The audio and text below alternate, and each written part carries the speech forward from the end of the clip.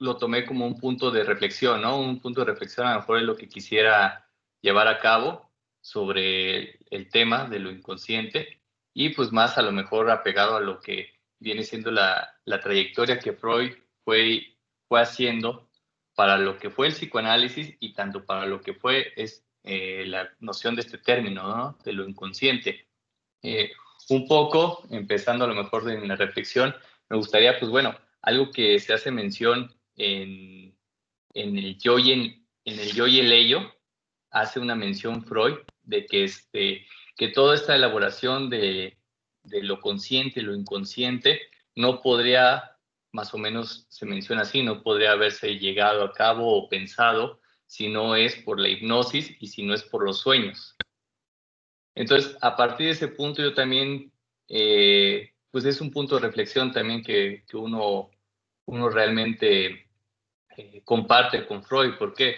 Porque en sí, si no hubiera sido por la hipnosis y que en uno de los escritos, en el de lo inconsciente, también ahí viene hablando un poco Freud sobre cómo en la hipnosis también esa noción de lo inconsciente fue como pensándose, fue como llevándose a cabo, ya que, bueno, lo decía un poco en este punto de que en la hipnosis se daba como un,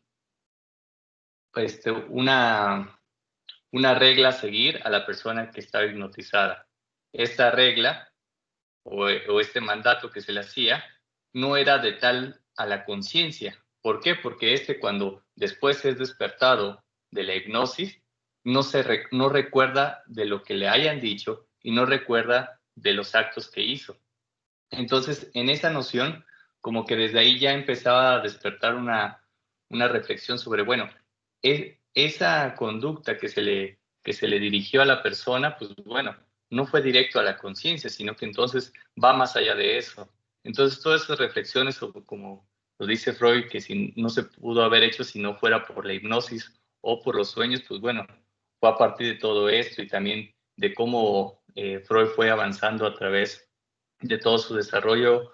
Primero, pues sabemos muy bien con la hipnosis, con Charcot, con Breuer, las nociones y todo el caso que le vino a despertar con Ana O, mencionado por Breuer, y después, pues bueno, en el caso ya con Emmy von N, que ahí, pues bueno, en uno de los escritos también hay de Emmy Bond, dice que es el primer escrito donde él pudo poner y decir lo inconsciente.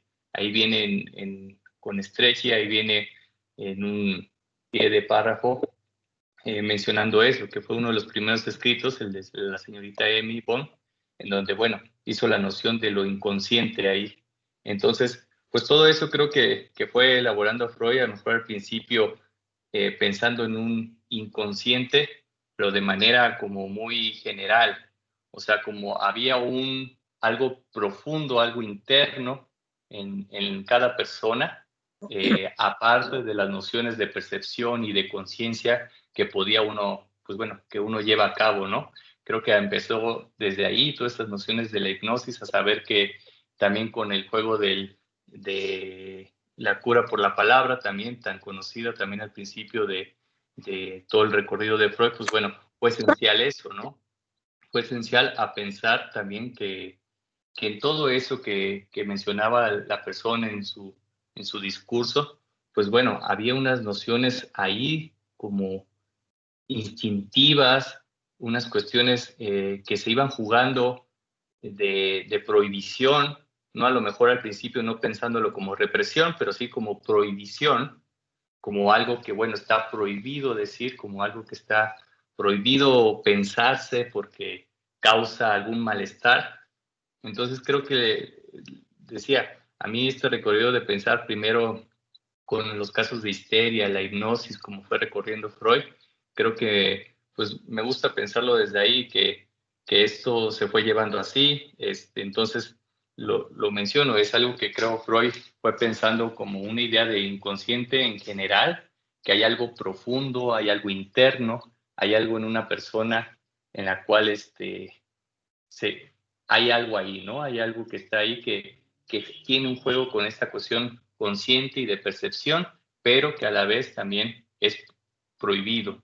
Y al hablarlo, al estar asociando, que esto fue fundamental, ¿no? Sabemos en la práctica y en el quehacer es aún fundamental del psicoanálisis, la asociación libre, dio pie también a saber de eso inconsciente, ¿no? ¿Cómo también podríamos pensar de, bueno, cómo podemos llegar a lo inconsciente si no es por vía realmente, y lo tenemos que saber así, de lo consciente o del yo, ya hablando de estructura del yo, ¿no? Pero bueno, en ese punto, pues es algo que a través de la asociación libre, pues ayudó a que sabemos muy bien que en nuestra práctica, pues bueno, la asociación libre hace un pequeño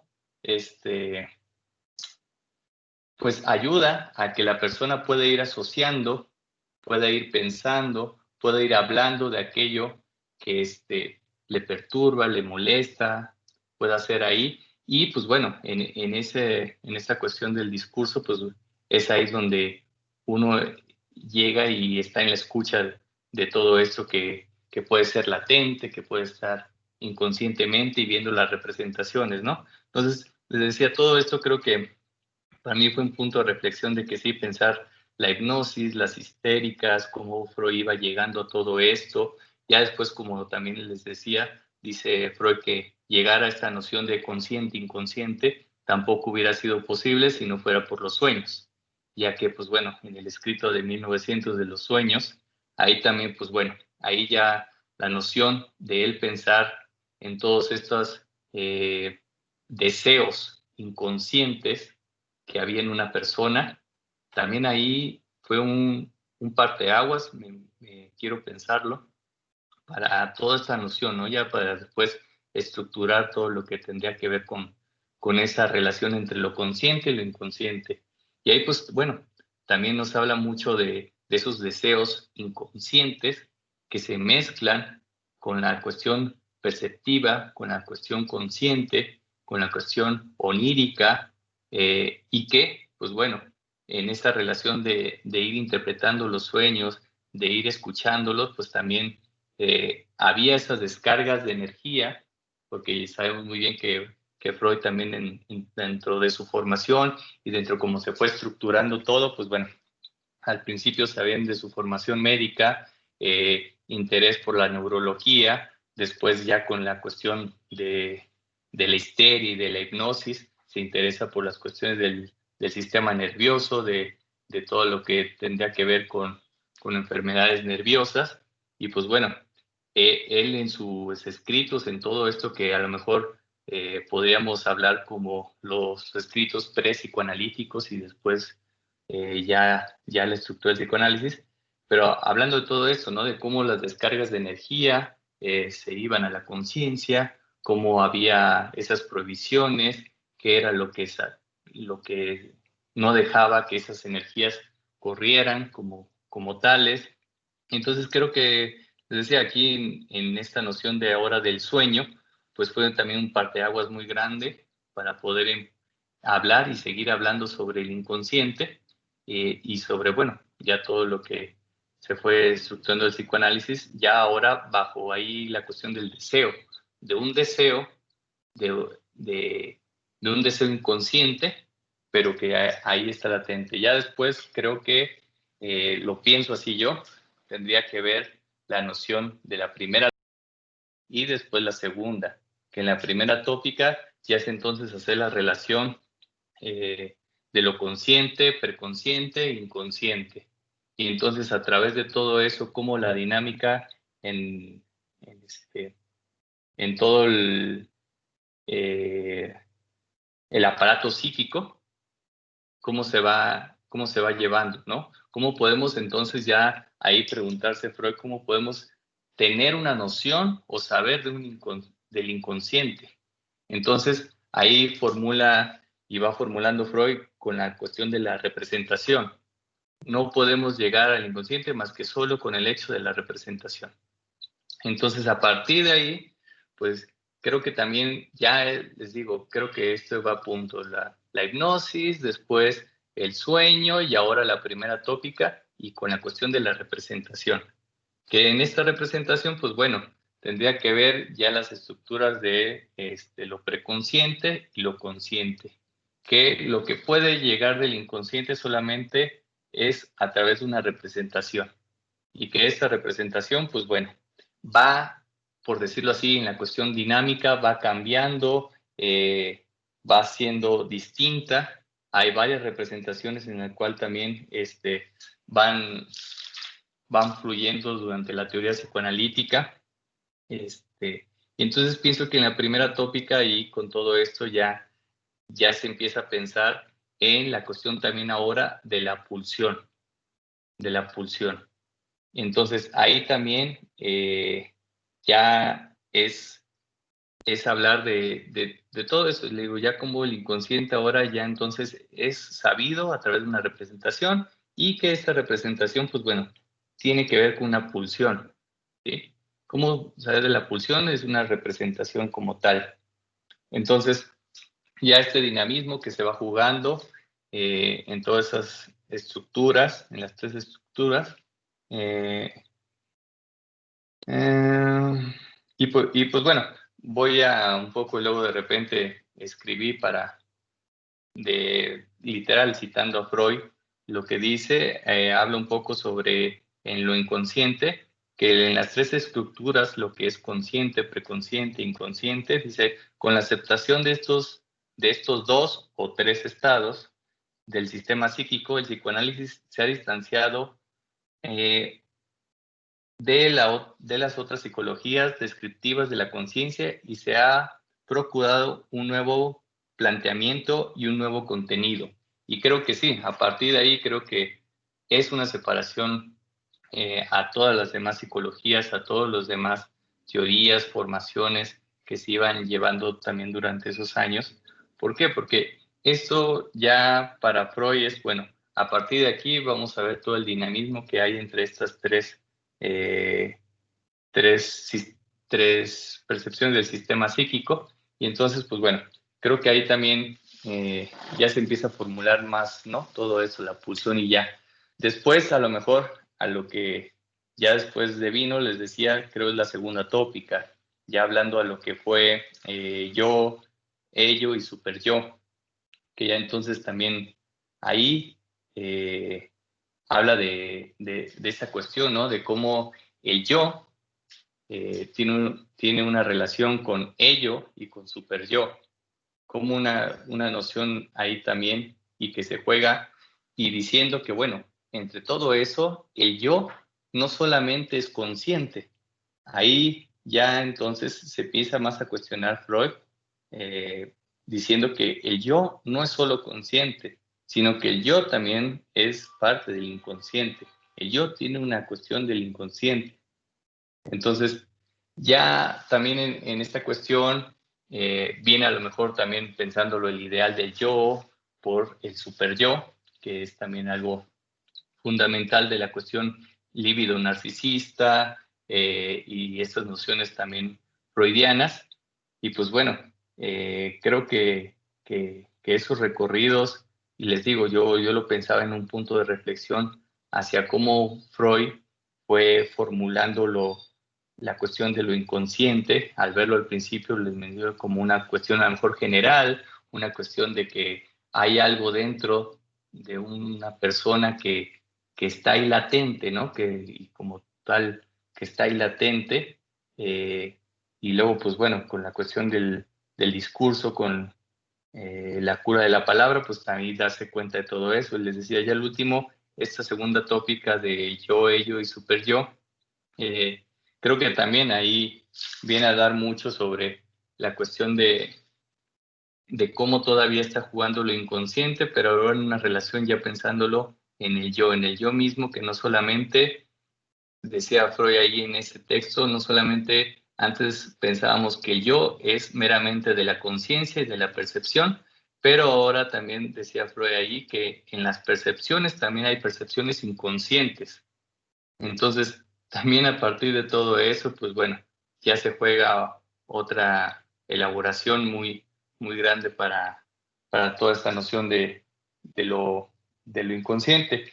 Y algo que también pues bueno, ya dentro de la clínica, en estas nociones freudianas, o a lo mejor pensando en todo esto nada más desde Freud, pues es eso, ¿no? O sea, cómo ya en una clínica también, entonces ya en un punto de reflexión, se llega a saber o a representar el inconsciente. Entonces, sabemos que a través de la palabra, del discurso, que en todo eso hay una representación que viene con una carga de líbido, que usa también las cuestiones ahí de la represión, que la represión se me pasó en ese punto también. Creo que la represión en la primera tópica también es una parte muy importante.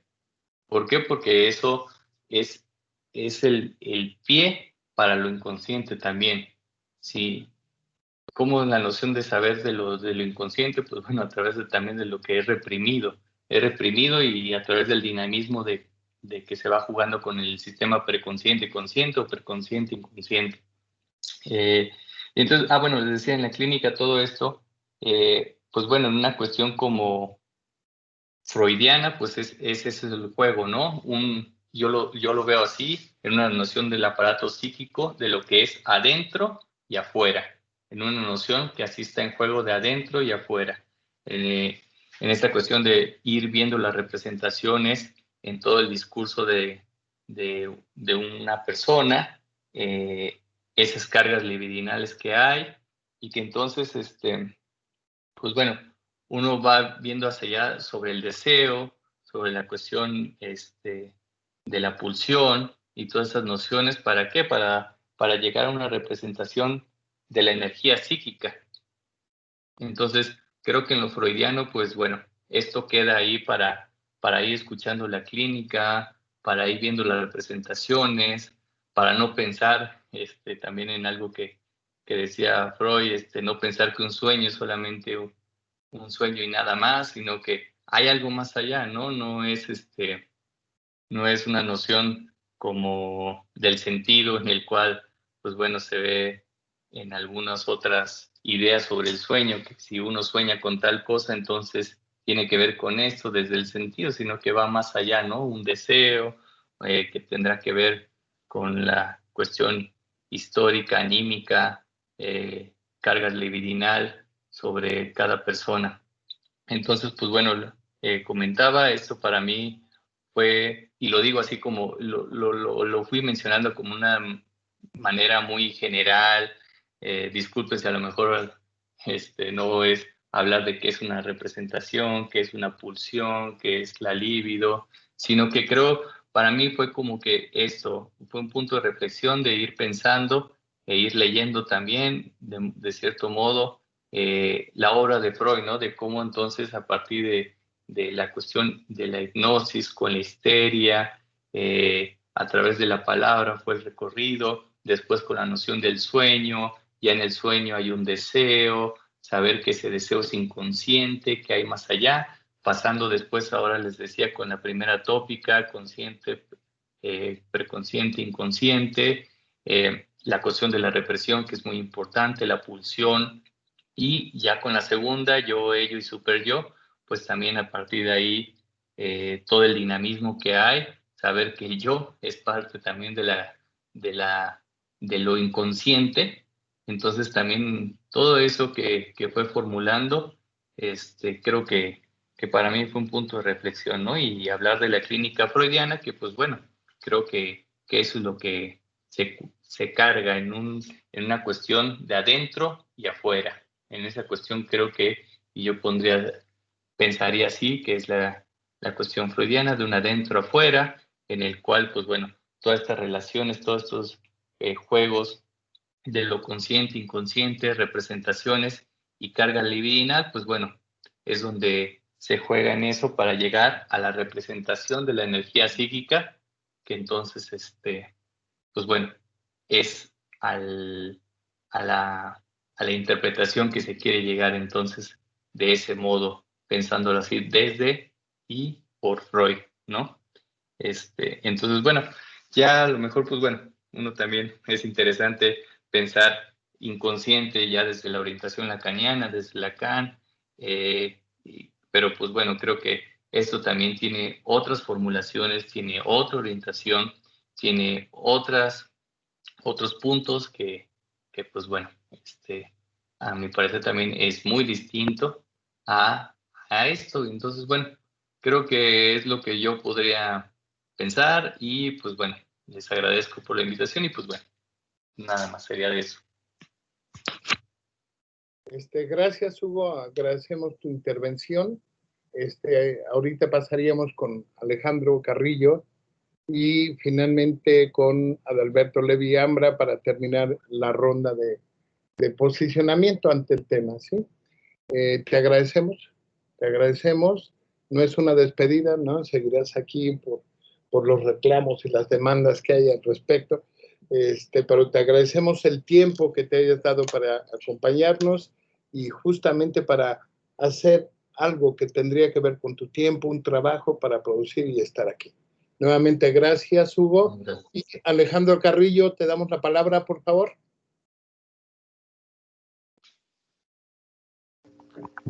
Hola, buenas noches. ¿Ahí se me escucha? Sí. Perfecto. Pues muchísimas gracias por la invitación. Es un gusto acompañarlos. Saludos a los colegas, saludos a los amigos que me encuentro por aquí. Quiero agradecer a Hugo Sánchez, a quien no tenía el gusto de conocer, pero ahora lo conozco. Me parece que hizo un buen preámbulo para pensar lo que implica lo inconsciente, para empezar desde Freud, ¿no? En el recorrido que hace, que me parece preliminar, introductorio y muy bueno justamente para el tema, me parece que habría que además pues, comentar estos 3 textos tan importantes para pensar lo inconsciente, que son justamente la interpretación de los sueños, la psicopatología de la vida cotidiana y el chiste y su relación con lo inconsciente. Textos ya no solamente que tienen que ver con la concepción teórica o general del inconsciente, ¿no? El inconsciente y lo inconsciente, sino que además nos muestran las leyes, operaciones, manifestaciones, combinatoria, vicisitudes de lo inconsciente.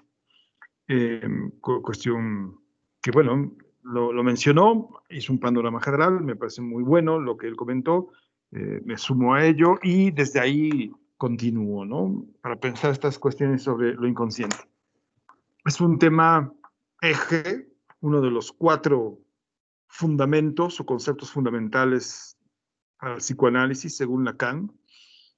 Por supuesto, es un punto de partida, un punto de llegada. Quiero, más que hacer un recorrido teórico, hacer un ejercicio, porque para empezar algunos cuestionamientos, ¿no? El inconsciente, lo inconsciente, ¿es algo que es sustantivo o es adjetivo? El inconsciente es algo que es inmanente, es per se descubre, está allí. Lo que hace Freud es descubrirlo, inventarlo. ¿Qué es lo que se hace con lo inconsciente? ¿Qué es lo que hacemos nosotros con la clínica al darle un lugar a esto que es inconsciente? Lo enseñamos, lo exaltamos, lo enfatizamos, lo sugerimos, o se nos revela, se nos insubordina, nos estalla en las manos. ¿Qué es lo que hacemos con lo y el inconsciente en la clínica, ¿no? ¿Qué es lo que hace esta persona que nosotros confía y que desata un nudo transferencial con su distingo y tinte inconsciente sobre la persona del analista y cómo nosotros nos movemos con esta, ¿no? ¿Es el inconsciente algo espontáneo o predeterminado? ¿Es algo presubjetivo o que es después de la subjetividad? ¿Es algo que es automático o es algo que nosotros pudiéramos controlar y movilizar? ¿Es un saber? ¿Es un tesoro de conocimientos?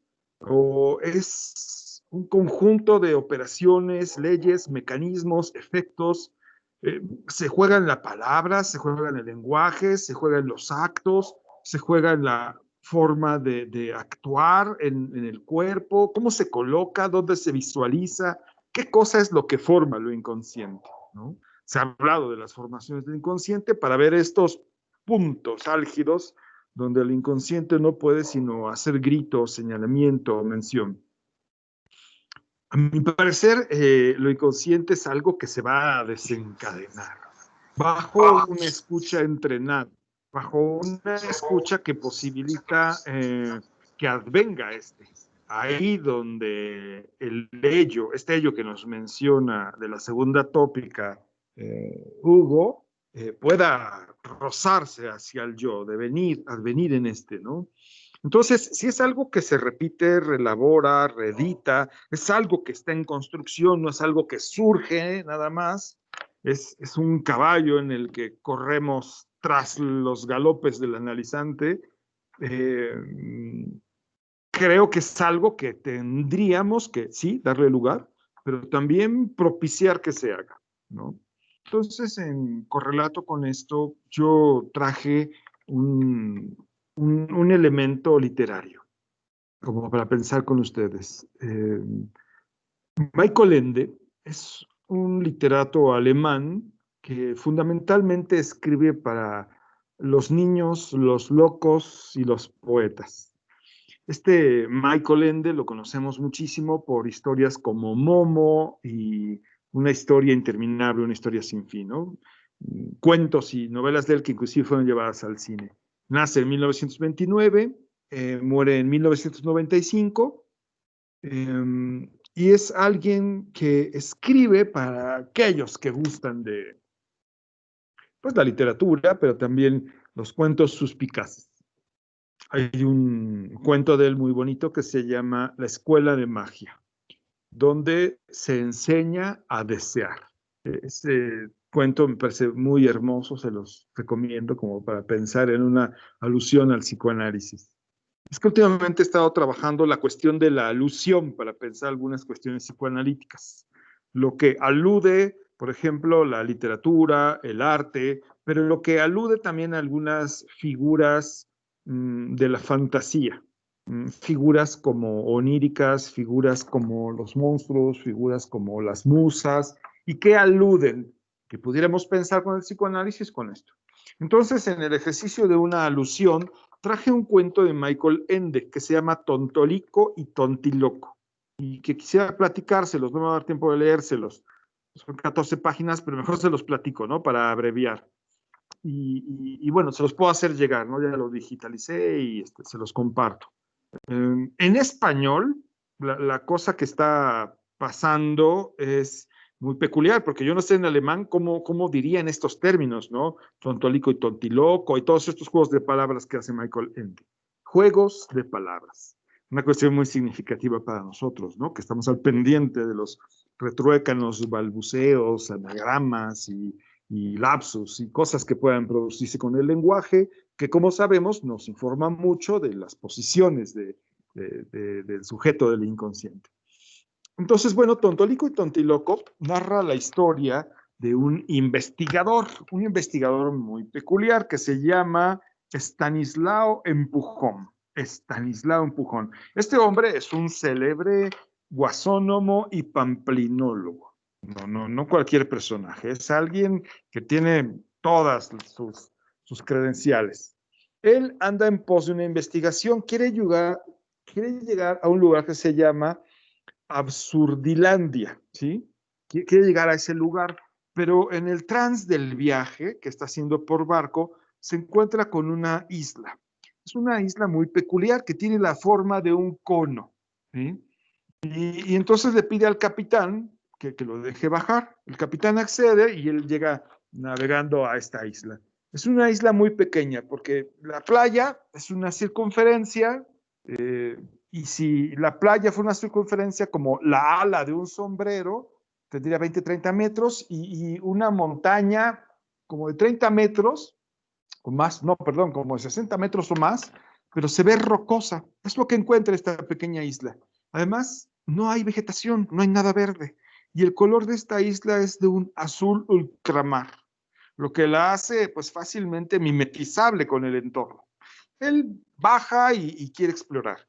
Y en esta isla se encuentra un letrero que dice, a la derecha, Tontiloco, y a la izquierda, Tontolico a la derecha y Tontiloco a la izquierda. Y está decidiendo, ¿no? Hacia dónde va a caminar, cuando se da cuenta que realmente nada más hay una carretera, un camino, Del lado izquierdo, digamos, hacia Tontiloco, no hay una calle, una carretera, y del lado derecho, hacia Tontolico, sí hay una calle. Y empieza a subir. Y entonces, a la hora que empieza a subir, empieza a hacer el bordeo de esta isla cónica, y en eso voltea a ver al mar y a ver al barco, y se da cuenta que en la isla que está caminando, en ese sendero, ve hacia atrás y desaparece. Conforme va caminando, el sendero va desapareciendo. Sigue avanzando y el sendero se va volviendo rocoso. De tal manera que se impresiona porque si quisiera bajarse, pues tendría que bajar por el escarpado. Y pues no le queda más que seguir, ¿no? A ver qué hay, qué es lo que va a ocurrir. Será así increíble que mientras él esté ahí, el sendero existe. El sendero estaba a todas luces en el horizonte, se veía, pero ahora que va caminando, se va quedando conformado a otra cosa. Sigue avanzando. Llega hasta arriba a una choza circular. Y en esa choza circular muy peculiar se encuentra un letrero que dice: Tontolico, las visitas se desean de todo corazón, pero sin esperanza alguna. Por favor, llame 7 veces como mínimo. Se queda muy sorprendido, ¿no? Por esa aclaración y empieza a tocar la puerta 7 veces y con energía, puesto que le habían dicho que tocara de esa manera. Y entonces sale un pequeño hombre muy llamativo, muy peculiar. Es un hombre pequeño, con un gran sombrero y con un atuendo rojo, algo así como bufonesco, pero además del atuendo rojo y el gran sombrero y unos grandes y largos bigotes retocados con cascabeles, así como el sombrero y el traje. O sea, muy llamativo. Este hombre que dice llamarse Tontolico, le dice que pues bienvenido, que es un placer verlo, que las visitas son recibidas con muchísima alegría. Le llama mucho la atención la exageración, las protuberancias de este hombre, que además era narigón, bigotón, con cascabeles, ¿no? Con una necesidad de llamar, hasta con sus movimientos, ¿no? Y empieza a platicar con él, lo hace pasar, lo invita a pasar, le sirve un trago de ron y le cuenta que él es un hombre muy triste, que a pesar de su apariencia y a pesar de que parecía estar solo, él es un hombre muy triste, porque resulta que él tiene cierta característica. Las personas pueden estar con él, pueden disfrutar de él, pero una vez que se voltean y se despiden de Tontolico, las personas lo olvidan, ya no saben quién es, ya no reconocen ni recuerdan haber estado con él. Entonces, para él es una tragedia, es algo muy doloroso porque él se siente como una persona sociable y le gusta el abrazo, y le gusta el apapacho, y le gusta la relación social, pero resulta que las personas lo olvidan. Cuando se dan la vuelta, al estilo de la carretera, lo que él era, lo que de él existía, desaparece de la conciencia, del recuerdo, y no hay rastro de él. Y dice: oiga, pero eso no puede ser, ¿cómo es posible? Bueno, no me creas, si no quiere, le dice Tontolico, le dice al gran investigador, Stanislao. Pero esa es mi condición. Pero no se quedan ahí las cosas. Yo tengo un hermano gemelo, y este hermano gemelo tiene otra característica muy diferente a la mía, porque él puede estar en este momento con nosotros conviviendo, pero uno no se percata de la existencia de mi hermano Tontiloco hasta que se haya ido uno de su presencia. De tal manera que mientras uno esté con él, platicando, estando con él, uno no lo recuerda o uno no lo presentifica. Solamente sabe de él cuando se marcha de su compañía. Entonces, fíjese de mi sino, le dice. Mi sino es que mientras estén conmigo, la disfrutan, pero cuando se van, me olvidan. Y el de mi hermano es que si están con él, no se percatan de su existencia, hasta que se van y lo pueden recordar. No, hombre, ¿cómo es eso? No, no es posible. En esa plática estaban cuando pues acaban por despedirse y el hombre empieza a querer bajar de esa choza y se percata que pues no hay carretera, que no hay forma de bajar de esa montaña cónica, y entonces pues empieza a caminar, empieza a bajar el escarpado con mucho cuidado. De repente, para descansar un poco, se voltea y se percata que mientras va avanzando, va existiendo un sendero atrás de él, que él va avanzando en el escarpado, pero cuando se voltea se da cuenta que va apareciendo un sendero, lo cual se le hace extrañísimo. Decide no retornar y más bien sigue bajando. Cuando zarpa de la isla, llega al barco y le cuenta al capitán que visitó a un hombre que era de lo más maravilloso y encantador, Tontiloco, un hombre muy peculiar, el cual se la pasó echando relajo y era un hombre muy agradable y era encantador.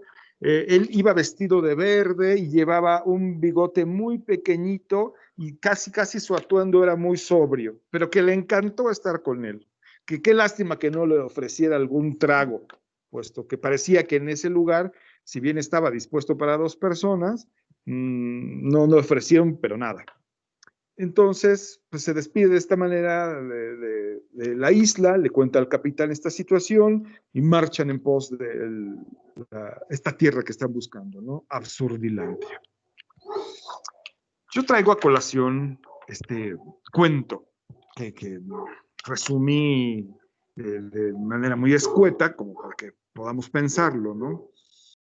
Tontolico y Tontiloco. Un cuento lógico, un cuento de desencuentros, un cuento de posiciones y binarismos que nos permiten hacer contrastes, que nos permiten hacer una cotejación, inclusive una alusión a nuestro tema, ¿no? Como si fuese posible que algo existiese en nosotros, el cual mientras lo tenemos, no lo disfrutamos, no sabemos cuán ricos o cuánto tenemos, sino hasta que hay un dejo de extrañeza que nos permite pensar que los tiempos pasados fueron mejores y que recordamos algo de lo que hemos vivido, ya sea con tono de agrado, con tono de desagrado, pero siempre fantasmático y fantástico de lo que se supone que hemos vivido. Bueno, en una posible significación de este cuento, ¿no? Pero que nos permite encontrarnos con que cuando nos enfrentamos al psicoanálisis, descubrimos que hay algo que nos cuenta Sigmund Freud que encontró en el trance de sus consultas, con una lucidez magnífica, con un ojo y una escucha dedicada, pero que además llama mucho la atención, porque uno cuando empieza a leer los textos de Freud, lo hace con algo del orden de la transferencia, con algo del orden de la fe, de la credulidad, porque ¿qué cosa es eso del inconsciente? Uno ya sabía algo del inconsciente teóricamente cuando arriba al psicoanálisis. Uno ya sospechaba de la existencia de deseos, intenciones, agresividades, prohibiciones, malestares, efectos traumáticos, o es hasta que propiamente con el inconsciente, con el psicoanálisis, uno comienza a aprender qué cosa es eso del inconsciente. Antes, ¿cómo se significaba? O uno era operado bajo los efectos de lo que creíamos la vida y sus vicisitudes. ¿Es el psicoanálisis una forma de nominar la vida bajo los efectos del inconsciente? Lo que les traigo a colación como la principal propuesta dentro de las lecturas de Freud y de Lacan, por supuesto que es algo por elaborar, es algo por construir. A mí me parece que, por ejemplo, en numerosos momentos, Freud y Lacan, por ejemplo, a través de la literatura, lo que hacen es mostrarnos elementos para pensar con ellos lo que un tercero hace. Dígase la Gradiva, dígase el Moisés de Miguel Ángel, dígase la carta robada de Edgar Allan Poe, donde hay elementos que, por ejemplo, el creador literario ocupa y que son justamente las leyes, las operaciones, los movimientos que en lo inconsciente nos moviliza, nos pone a trabajar, nos pone a operar, pero que con estos elementos, con este trabajo consciente, uno lo encuentra pues agradable, ameno, divertido, interesante, pero necesariamente relativo con uno. Uno se puede identificar a ello, uno puede entender muy bien lo que está pasando, porque es la mismita operación, salvo que en la literatura, pues no es uno el que está viviendo ese drama, salvo en identificación. Uno no es el que está siendo correteado por un lobo, no lo está conociendo ahí, aunque uno puede sentir muy bien los efectos que los creadores, los artistas pueden aludir a estos, ¿no? Entonces, bueno, mi propuesta es justamente pensar esta situación del inconsciente como algo que podemos elaborar. En este momento, la parte de este trabajo implica la...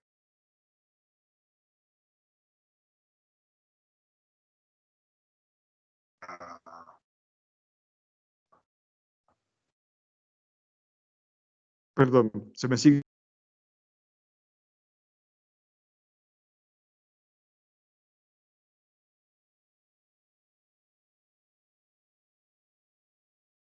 ¿Se me sigue escuchando? Sí, bueno. Sí, ya Alejandro, se cortó por un momento, pero ya te escuchamos. Sí. Ah, gracias. Pues me parece que más bien construir, elaborar, platicar en función de un cuento, en función de lo que podamos construir nosotros, en función de lo que con respecto a Lacan y a Freud hemos aprendido. A mi parecer, nosotros tenemos innumerables ejemplos de vida cotidiana en el arte o particularmente en la clínica que nos evidencian, ¿no?, la cuestión de lo inconsciente, que sí está en el lenguaje, que está en un decir, que sí está en lo que podemos aprender a través de la teorización freudiana, pero que particularmente está en una lectura inédita, novedosa, siempre divergente de lo que encontramos ya no solo en cada paciente, sino en cada sesión con los pacientes, ¿no? Porque una cosa es esta cuestión que es lo consciente, lo preconsciente, lo que se dice en apariencia, y otra cosa es lo que se deja translucir, y uno tendría que estar, pues, atento y pendiente a lo que el otro podría estar significando desde lo inconsciente. Entonces, bueno, pues quisiera por el momento dejar aquí mi comentario, tal vez para más adelante seguir platicando, ya sea del cuento o de lo que podamos armar juntos. Ok, Alejandro, indudablemente me parece que dibujas algo interesante que ha permitido incluso hacer algunas lecturas distintas, pero hablabas de esta posible relación entre uno y otro, ¿no? Y me parece muy importante la cuestión que hay algo no dicho o que queda como entredicho entre uno y otro, entre el psicoanálisis y la literatura. Y me parece que el punto que parece de aparecer desvaneciéndose inmediatamente tiene que ver con eso real, ¿no? Es decir, con eso no dicho, que solo bordeamos y que a fin de cuentas constituye un elemento fundamental que está ahí como una categoría, pensémoslo así, no teórica, una categoría imprescindible en el hecho de la escucha, porque en todo caso, tanto uno como otro de los dos campos que citas interesa porque ahí se escribe algo y se dice algo, o de lo dicho se escribe algo. Bien, gracias, Alejandro, agradezco tu intervención. Y bueno, por último ya se encuentra con nosotros Adalberto Levi Ambra. ¿Qué tal, Adalberto? Buenas noches.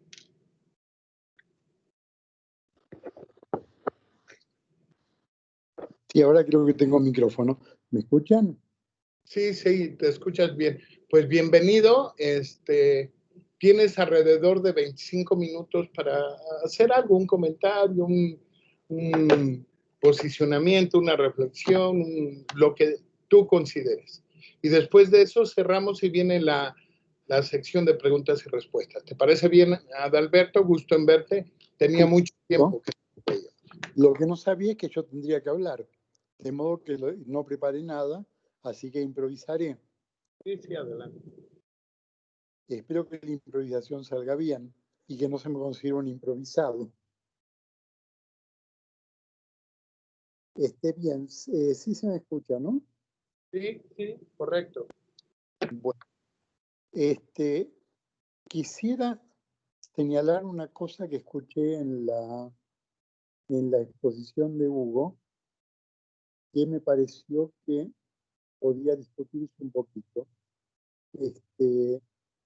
Hugo habló de dos cosas que me llamaron la atención. Una, pensar el psicoanálisis, el inconsciente como lo profundo. En alguna época en Argentina se enseñaba inconsciente bajo la denominación de psicología profunda. Pero en realidad, si nos atenemos al texto freudiano, vemos que no hay tal profundidad. Está todo en la superficie. Lo que se escucha, el detalle, es justamente una escucha rigurosa del discurso efectivamente enunciado.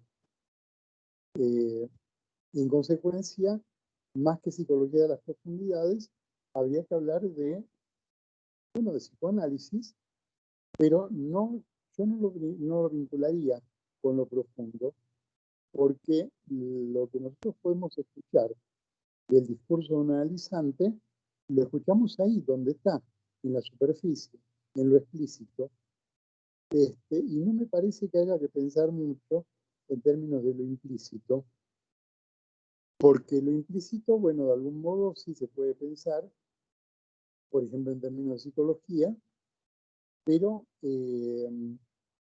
digamos, lo que interesa en psicoanálisis no es lo que se quiso decir, que sería lo implícito, sino lo que se dice. Explícitamente dicho, lo dicho, es justamente la materia nuestra en términos psicoanalíticos.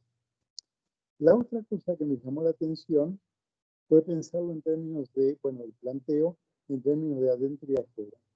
En ese sentido yo me permitiría recordarles, creo que todos han frecuentado de alguna manera Lacan, ¿no es así? ¿Es así? Hola. ¿Todos han frecuentado de alguna manera a Lacan? Bueno, si nadie me contesta, yo asumo que sí. Y en ese sentido recordaría un objeto topológico de Lacan, que es la banda de Moebius. La banda de Moebius lo que señala es justamente una modificación por una semitorsión de una instancia cilíndrica que la convierte justamente en banda, pero justamente esa semitorsión hace que lo interno y lo externo se intercomuniquen. O sea, no habría algo interno y algo externo. Y si pensamos en cualquier objeto topológico, sucede lo mismo. Sucede lo mismo en la botella de Klein, en que el interior se deriva en exterior. Sucede lo mismo en la...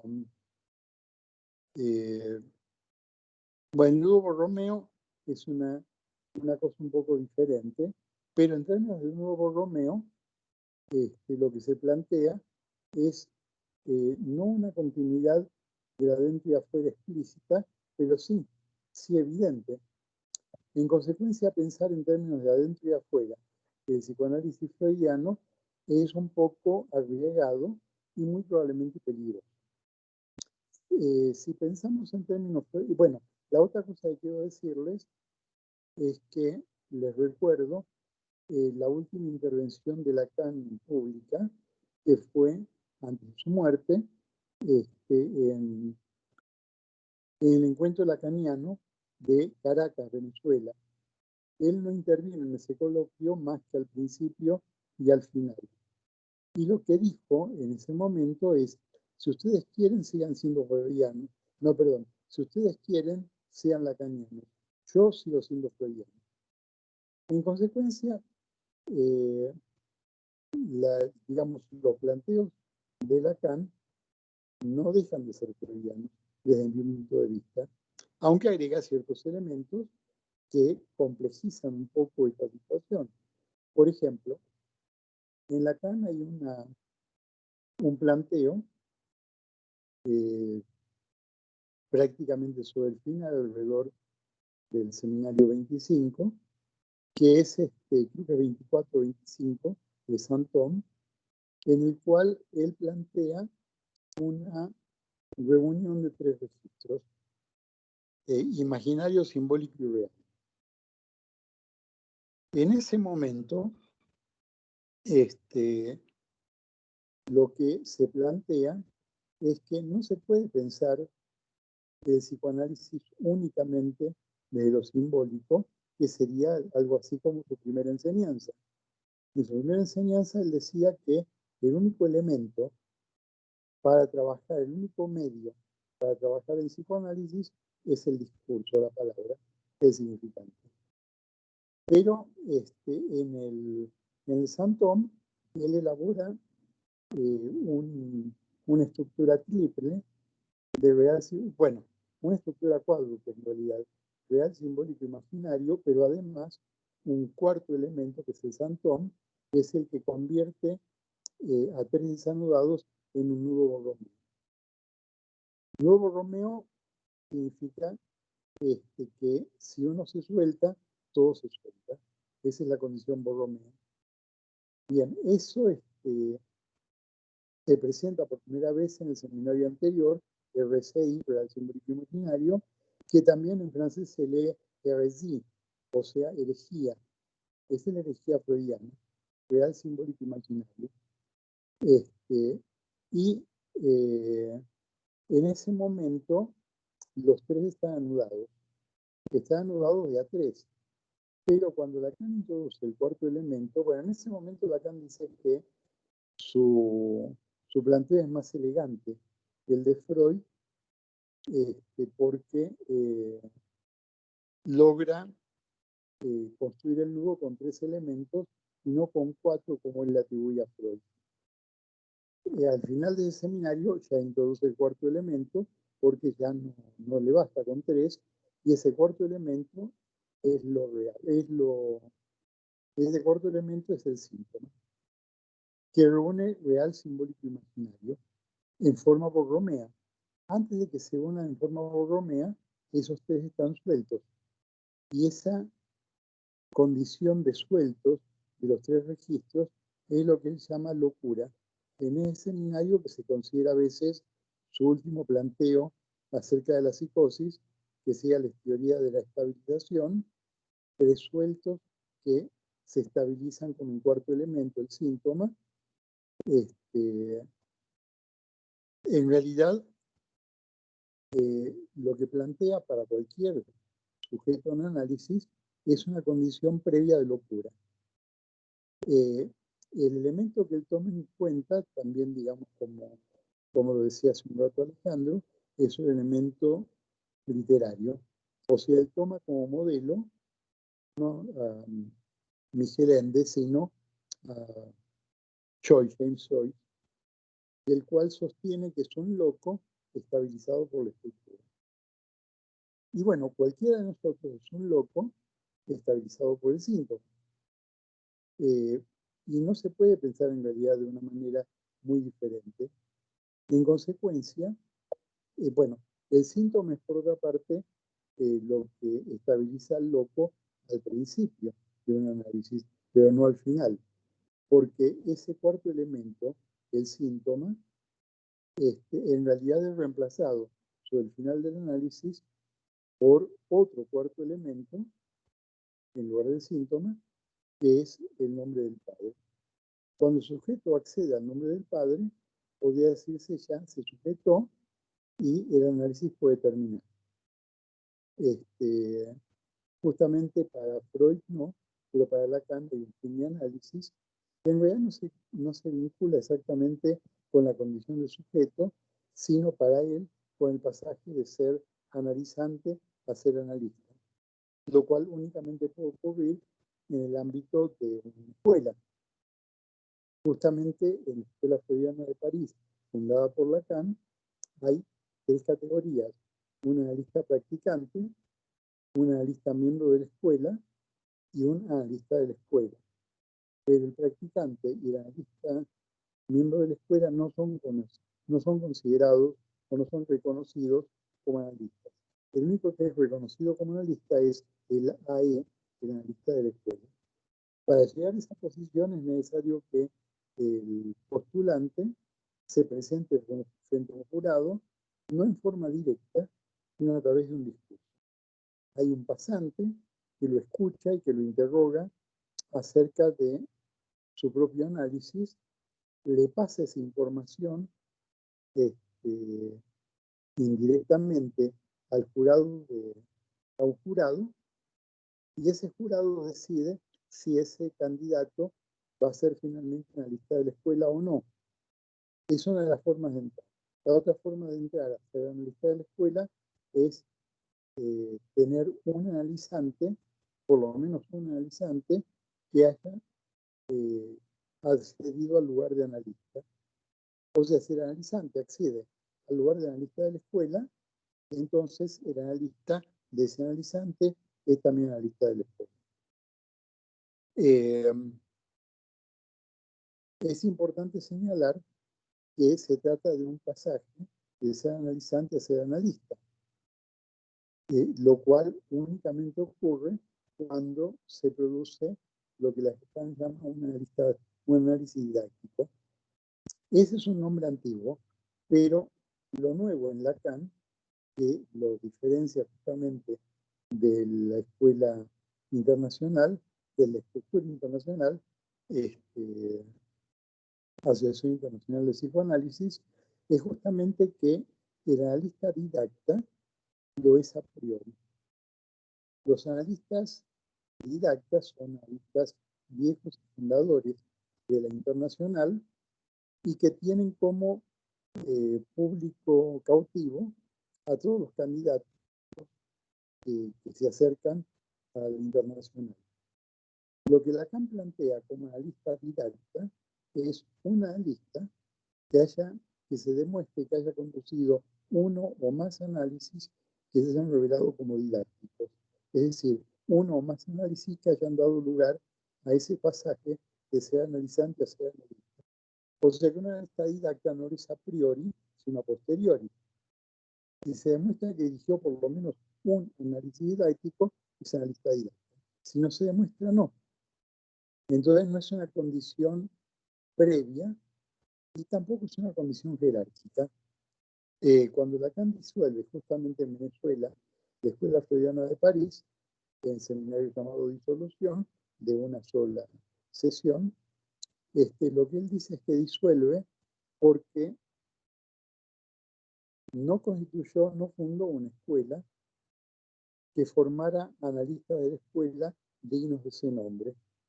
Los analistas de la escuela dignos de ese nombre son analistas de la escuela que no se erigen como autoridad frente al analizamiento de la escuela y analista practicante.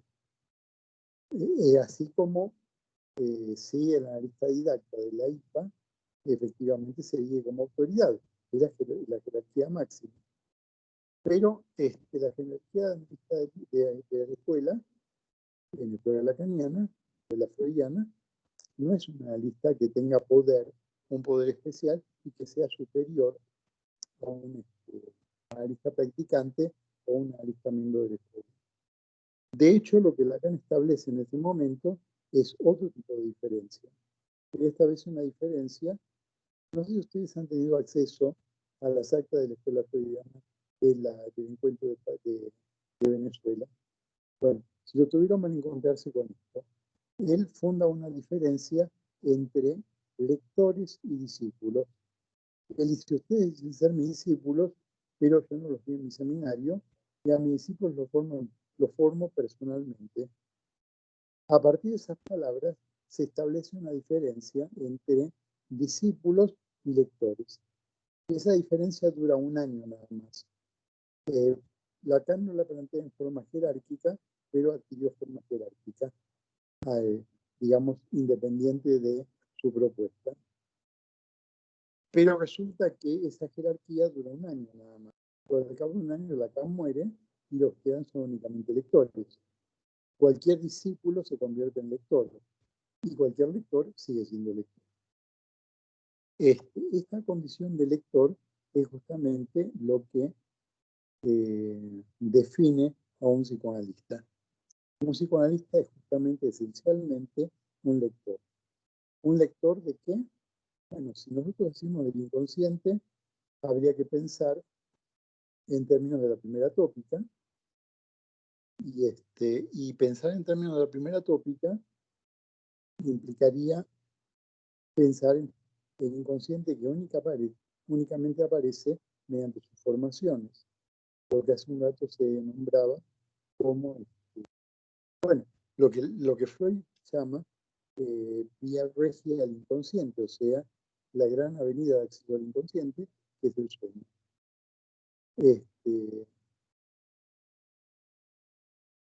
Pero pensarlo en esos términos implica pensarlo no jerárquicamente, sino también, como se dijo hace un rato, mediante las representaciones.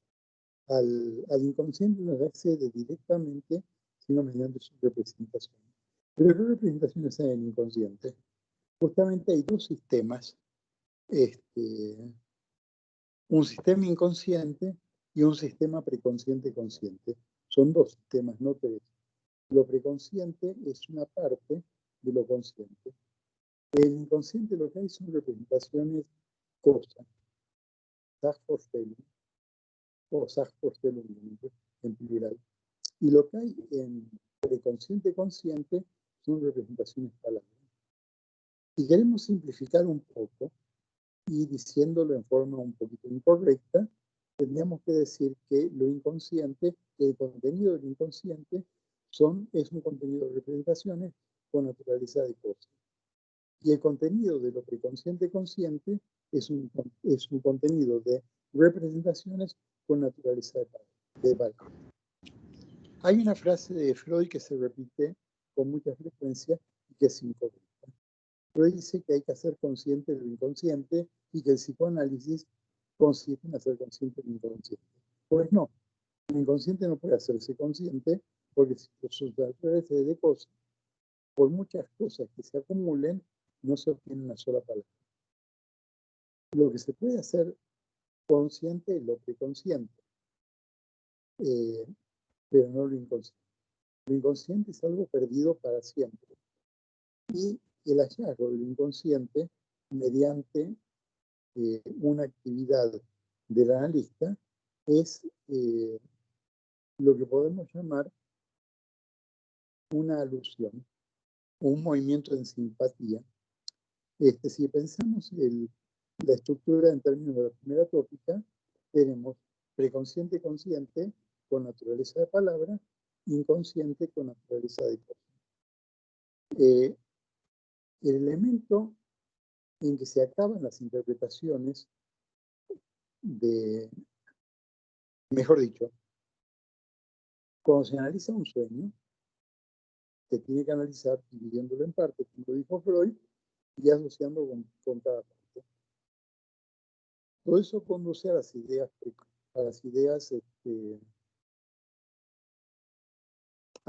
oníricas, pero que forman parte de lo preconsciente. Cuando se plantea eso, hay un cierto momento en que las asociaciones se acaban, en que el sujeto no asocia más por falta de ocurrencias. Ese momento tiene un nombre específico en la estructura y es el ombligo del sueño. En ese lugar, en ese ombligo del sueño, es que el analista dice su palabra interpretativa y lo que produce esa palabra es un cierto movimiento dentro del inconsciente, que es lo que yo llamo en este momento una vibración en simpatía. No sé si ustedes recuerdan cómo se afina una guitarra. Una guitarra se afina, si ustedes vieron afinar una guitarra, habrán visto que el guitarrista toca dos cuerdas al mismo tiempo. O toca una cuerda y afina otra. El momento en que las cuerdas están afinadas es el momento en que las dos vibran al mismo tiempo. En una cuerda se toca un traste, o sea, no está al aire, digamos, y en la otra cuerda, la que comienza a vibrar, no se toca ningún traste. O sea, comienza a vibrar cuando las dos vibran al mismo tiempo. Y cuando los dos tienen exactamente el mismo sonido. Eso mismo es lo que sucede, podríamos decir, en términos inconscientes.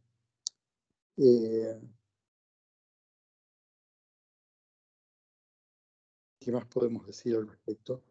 Lo que sucede en esos términos es que ese acceso a una vibración de simpatía, a ver, ¿qué es lo que dice Freud con respecto a la relación entre el sueño y el deseo? Freud dice que el sueño, una vez completamente interpretado, y esa intercalación entre paréntesis, entre comillas, perdón, habitualmente se olvida, una vez completamente analizado, se revela como una realización de deseo. Dice realización, y la traducción de la obra completa de Freud suele aparecer como cumplimiento. Decir cumplimiento me parece que es un error, porque justamente el deseo del sueño no se cumple nunca, en el sentido de que nunca ocurre. Sí es realización, y pienso que realización es necesario leerla en términos lacanianos. Lo real es aquello que se pierde irremisiblemente. Lo que en consecuencia decir que el deseo se realiza en el sueño implica que hay una pérdida, se pierde justamente, y pienso que es correcto leer eso en términos lacanianos. ¿Qué quiere decir eso de un sueño una vez completamente analizado? ¿Qué quiere decir completamente analizado? Quiere decir interpretado. El punto de llegada de la interpretación del análisis de un sueño es justamente la interpretación dada por el analista. El analista descubre ahí algo que es del orden de la palabra, del significante, que puede dar cuenta del sueño. Una vez completamente analizado, es decir, una vez interpretado, el sueño se revela como realización de deseo. Y creo que esa es la única forma de poder pensarlo correctamente. Bueno, que decir correctamente es un poco absurdo en estos términos, ¿no? Lo mismo que se dice del sueño se puede decir de cualquier formación del inconsciente. ¿Cuáles son las formaciones del inconsciente? El lapsus, del cual justamente el acto fallido, del cual justamente Lacan dice que es un acto plenamente logrado. Y es que efectivamente se analiza, conduce a una verdad. Y el chiste, del cual Freud lo vincula con lo inconsciente, y es que es también una forma de acceso directo a la verdad. Entonces, bueno, resumiendo, podemos pensar que el sueño tiene que ser una vez completamente analizado para revelarse como realización de deseo, el chiste también, y el lapsus o el acto sintomático, cualquiera de las formaciones del inconsciente, tiene que ser completamente analizado para que se revele como realización de deseo. Y creo que es la única forma de pensarlo. Cualquier otra forma creo que estaría de algún modo fuera de tono en ese sentido. Bueno, por ahora diría esto nada más. Veremos si hay algo que agregar en el momento de las preguntas. Y gracias por la invitación para participar en esto. Tengo muy buenos recuerdos de Subversión del Sujeto, en dos de cuyos coloquios intervine, y en un seminario que me dejaron realmente buenos amigos y buenos recuerdos. Así que muchas gracias por la invitación. Bien, al contrario, Adalberto, te comentaba hace un momento que tenía mucho tiempo que no nos veíamos. Sí, eso es cierto. Y tenía muchas ganas de verlos, así que me alegra mucho verlos aquí. Muy bien, gracias. Es recíproco, Adalberto. Y bueno, de entrada te agradecemos la disposición y el tiempo que diste para estar con nosotros. Sé que andas a la carrera. Qué bueno que podamos dar a la carrera algunos y otros, qué bueno que mejor descansamos y platicamos con otros amigos, ¿no? Pero te agradezco mucho, me parece que el recorrido que haces, por supuesto que plantea una cuestión interesante que deviene pues del concepto, o no del concepto, la propuesta freudiana, de ese campo que de alguna manera inaugura Freud, pero que tiene ciertas inflexiones que a la luz, por ejemplo, de las otras nuevas disciplinas como la lógica, podrían pensarse, ¿no? Ese punto de contradicción, ese punto de límite, ese punto de ser y no ser, ser inconsciente y no ser tan inconsciente porque tiene un impacto ahí en aquello que se llama el yo, etcétera, ¿no? Pero te agradezco muchísimo y bien, pasamos ahorita pues a las preguntas, la gente que nos ha acompañado, bien, ¿quieren preguntar algo? Están aún nuestros conversadores y podemos tratar de situar algo ahí. Te quiero decir algo con lo cual estoy en desacuerdo. No es ninguna pérdida de tiempo. Para mí, esto realmente es tiempo absolutamente ganado. Gracias. Bien, es la otra lectura. Bien, gracias, Adalberto. Bien, ¿alguna pregunta? ¿Algún tópico que ustedes consideren que pueden poner a consideración de los conservadores? De nada más que de los conversadores.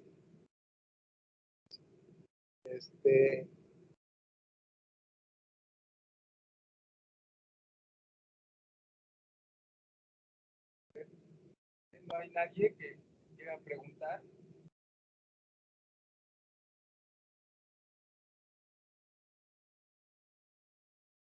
Creo que Si no hay algo, me gustaría decir algo. Bien, adelante. Sí, Hugo.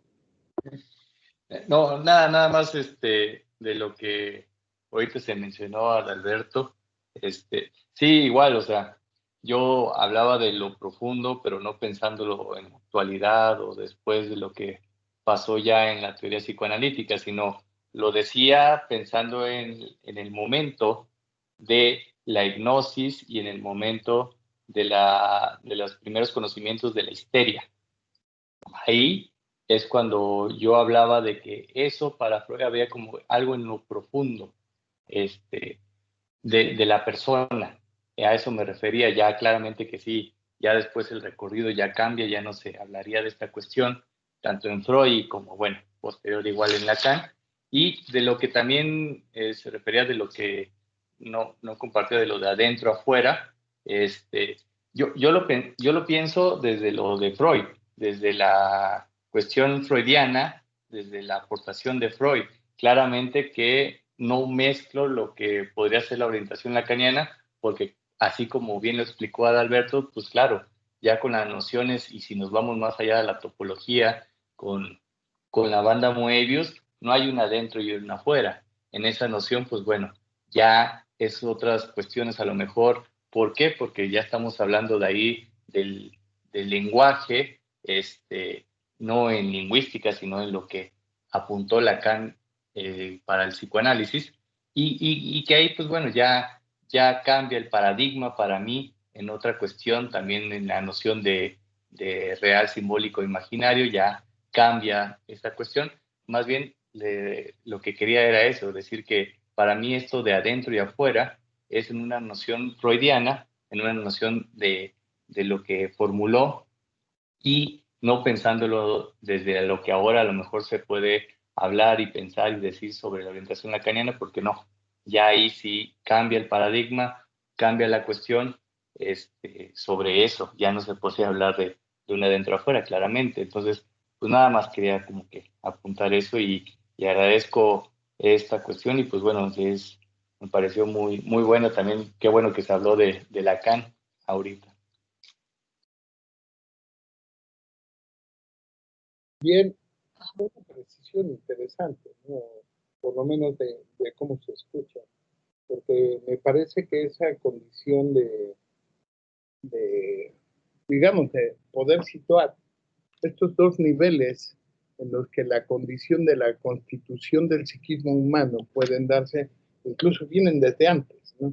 Aun cuando Freud pudo haber tenido una aparición muy cercana al campo de la neurología, de la medicina, justamente a mí hay algo que me interesa y que he estado tratando de trabajar y que tiene que ver con una noción donde hay una propuesta ya en un pensador que hace discurso, que permite un acto discursivo, que es justamente Marx y después justamente Freud. Y si hay una proximidad entre ellos dos, pudiéramos pensar que esa condición que Lacan dibuja después como condición de extimidad viene desde antes y que fue acogida por Freud. Quizá no la puso sobre la mesa en algún momento inicial de la obra por el hecho de tener que lidiar con las ciencias que pudieron estar presentes en el momento en el que él, originario de una formación médica, ¿no?, buscaba hacerse un lugar en este discurso, pero yo pensaría, cuando él aborda, no sé, en 1905 ya hay una noción en lo inconsciente acerca de ese adentro y afuera. En 1915 la reafirma en lo inconsciente y me parece que en 1920 toda la forma en que esquematiza, la forma en que opera el aparato psíquico, ¿no? Este punto que señalaba ya Adalberto del inconsciente o de lo inconsciente y la percepción conciencia, lo que marca es ese punto justamente de relación entre la función psíquica, por darle un nombre, en la que el sujeto va construyendo y va dejando, y va teniendo una pérdida como caída que se constituye como un núcleo interesante en su psiquismo, que puede llamarse hoy deseo. Pero sí entiendo un poco esta postura en el sentido de sí entiendo que tu interés era ir de principio exclusivamente por Freud, ¿no? Pero no recuerdo si es en 1915, en lo inconsciente, no, sí, donde él plantea incluso una antítesis a Kant, ¿no?, acerca de cómo pensar la idea de que ese psiquismo podría devenir justamente de la afuera, cuando hay algo interior. Él dice, hay un límite y tendríamos que pensar en esta relación que ni siquiera obedecería a ciertos principios de continuidad o algo por el estilo, pero donde el sujeto es el resultado de lo que él produce a partir de algo que se genera en el mundo externo. Entonces, sí, yo creo que esas precisiones son interesantes, ¿no? Porque Adalberto sí hace un recorrido, ¿no?, yo diría de grandes pasos, ¿no?, para llegar hasta el Santón, hasta el final de la obra de Lacan, ¿no? Pero por supuesto que cuando nosotros podemos situar alguna idea en el campo de la geometría topológica o de la topología, tendríamos que dejar de pensar en esos puntos, digamos, diferenciales de lo interior y lo exterior, ¿no? Porque es un punto donde aparece ya como una otra condición espacial en la que uno va implícito en el otro. Entonces, yo creo que es buen comentario. La advertencia me parece muy pertinente en el sentido de llegar por esta vía donde Freud construye algo, ¿no? De ahí que no hubiera ni siquiera la posición de pensar que esa idea, por ejemplo, de profundidad, tendría que cambiar, ¿no? Y tendría que cambiar a partir de justamente esa lectura que puede hacer Freud del propio René Descartes, ¿no? Pero sí podríamos hablar mucho en los términos de citar muchos otros antecedentes, pero me queda claro que aunque no es denominada bajo esa noción, la forma en que Freud intenta mostrar cómo opera el inconsciente se inscribe en una lógica que no es la lógica clásica, ¿no?, de entrada, y que tendría que ver con algo distinto, algo que ha tenido movimiento en mucho el mundo, en muchas partes del mundo, pero que tendría que ver con las lógicas polivalentes, paraconsistentes, etcétera, ¿no? Pero al hablar de esta lógica también hablamos de cierta forma de lógica formal. Y habría mucho que escarbar y trabajar ahí como para aventarnos 24 o 48 horas, ¿no?, en un maratón así importante, ¿no? El punto quizá importante es que yo veo 3 lecturas, por supuesto, ¿no? Si me permiten hacer el comentario, ¿no? Veo una lectura con la que inicia nuestro invitado, que es Hugo Sánchez, en la que sí hay una clara inclinación a pensar ese inconsciente como esa producción freudiana, ¿no? Que también va teniendo movimientos en la medida en que él va construyendo una experiencia que deviene de su relación con la neurosis, etcétera, ¿no? Porque si bien en un principio se podría pensar como en una condición estrictamente estructural o topológica, cuando el planteamiento del concepto de Beans aparece, sale y rompe con todas estas nociones, ¿no? Sí, por otro lado, encuentro una dulce presentación por parte de nuestro amigo Alejandro Carrillo, ¿no? Que parte de la idea de la literatura y de la escritura para dar cuenta de cómo habría un punto de cercanía entre estas producciones y la producción de la teoría psicoanalítica. Y por supuesto una posición, yo diría, mucho más orientada a la idea de pensarlo desde una transliteración que va de Freud a Lacan, ¿no? Pero esto, bueno, es interesante porque propone muchas aristas a pensar y sobre todo a redefinir como un campo de trabajo, ¿no?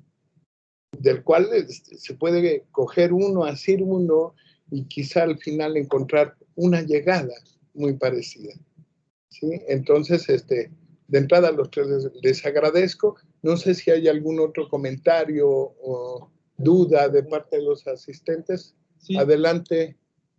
¿Quién es? Angélica. Leo la pregunta. A ver. Ay, a ver, ahí. Permítanme. Leo la pregunta y bueno, supongo que va para los tres. Es Karina Elizabeth.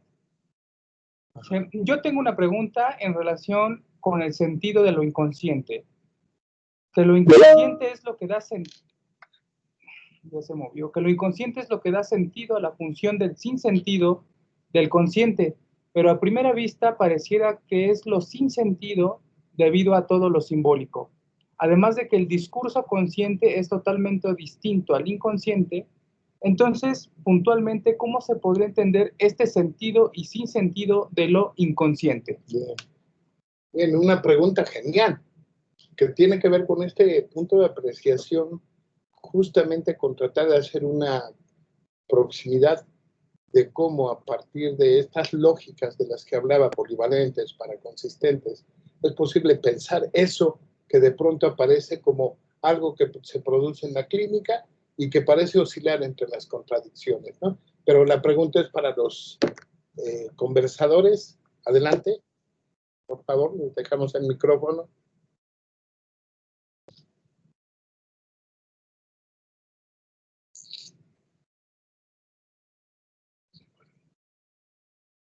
¿Quiere iniciar alguno de ustedes, Alejandro?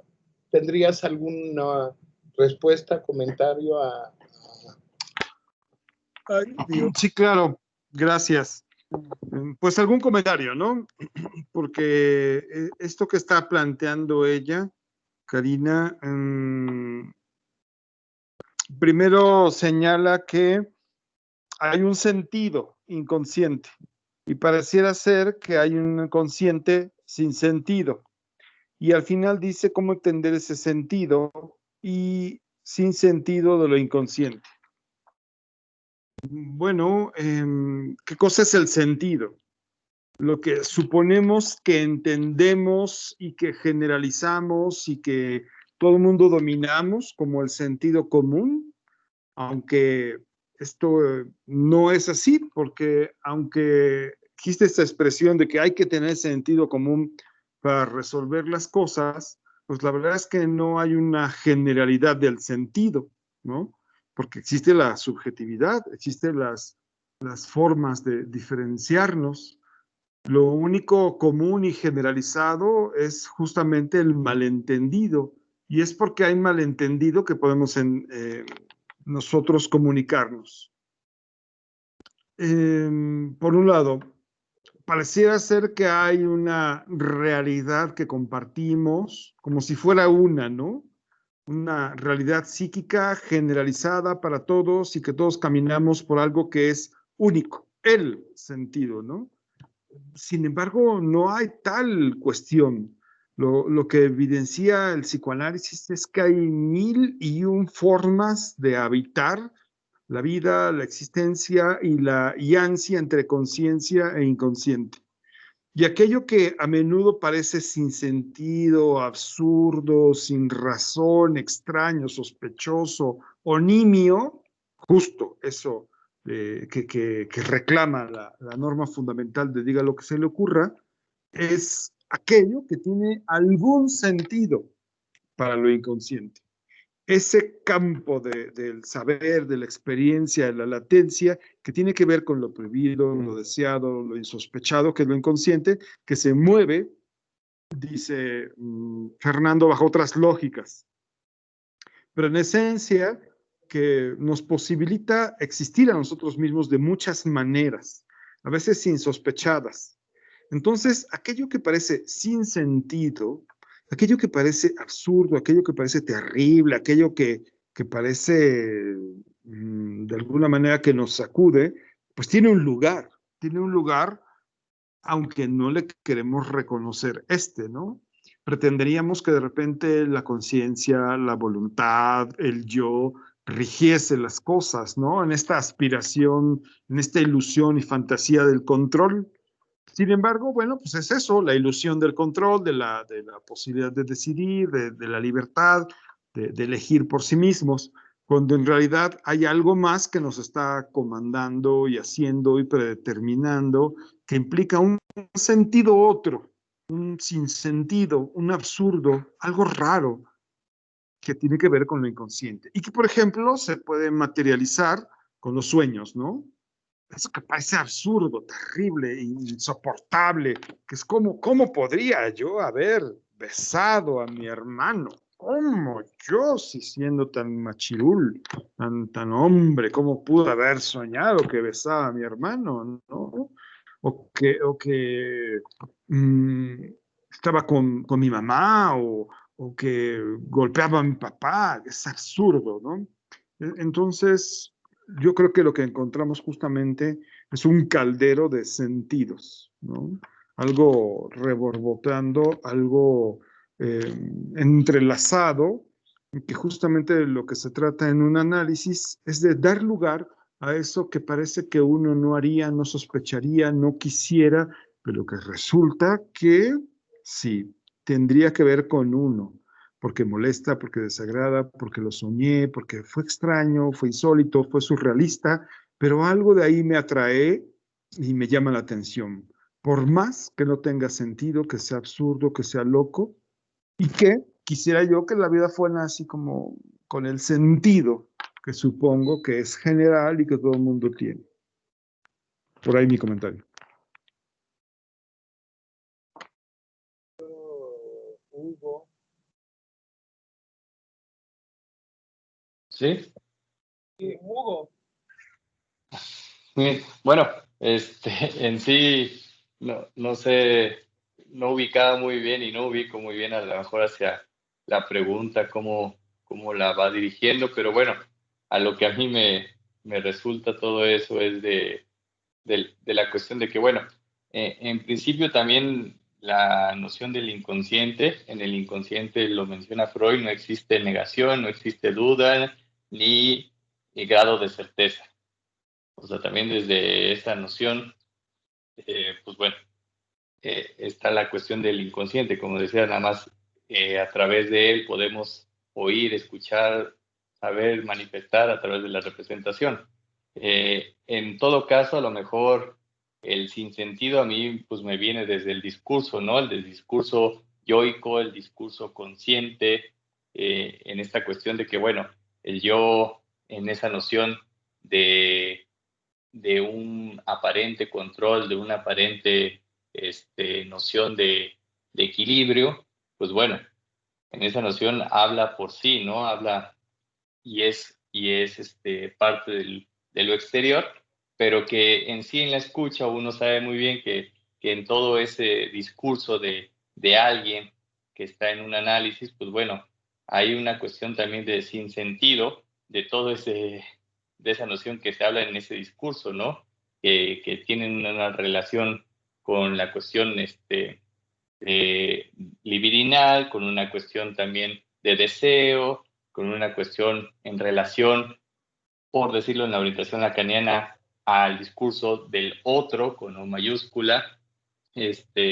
Entonces, en esa noción, pues bueno, para mí se me hace y me viene el hablar un poco de eso del sinsentido, ya que bueno, en esas nociones, pues es a lo que apunta y pues bueno, y pues bueno, en esa reelaboración que a lo mejor también como, ya que hablaban un poco del fin de análisis, también en esa reelaboración, pues está también en esa cuestión del yo, del ideal del yo, que es también en una noción en la cual también un fin de análisis es a donde va toda esa cuestión también en una cuestión hacia eso, hacia apuntar a la reestructura o renovación del ideal del yo. Entonces, pues bueno, el sinsentido a mí me vienen las nociones, no sé muy bien a qué puntual se refería, pero pues es lo que yo podría decir. Gracias, Hugo. Adalberto. ¿Qué? A ver, yo quisiera decir un par de cosas.